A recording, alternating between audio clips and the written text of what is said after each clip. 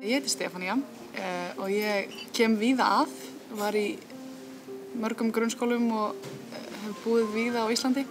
Endaði þó í menntaskólanum á Akureyri, fór svo á háskóladaginn þegar ég var á 4. ári. Hafði þá hugsað mér að fara í heimspeki en ákvað að kíkja líka á verkfræði.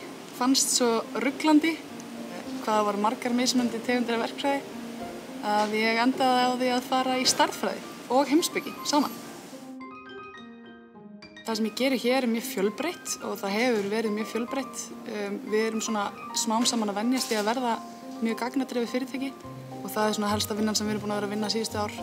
Að reyna líka að svona breyta viðhorfinu hjá okkur úr svona gut feeling, ég held að þetta virki yfir í bara prófum það bara og mælum það, sjáum hvernig það virkar. Sá sem stjórnar daily fundi hvern dag þegar þennan hatt og þennan hníf og er master of ceremony. Mér fannst æðislegt við að vera í háskólanum var auðvitað einhvern veginn að vera umkringt svona klári fólki. Það var óbærslega dýrmæt reynsla.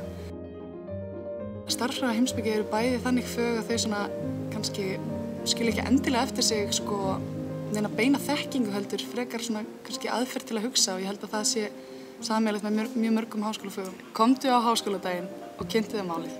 Það var þar sem ég tók ákvörðunina mína.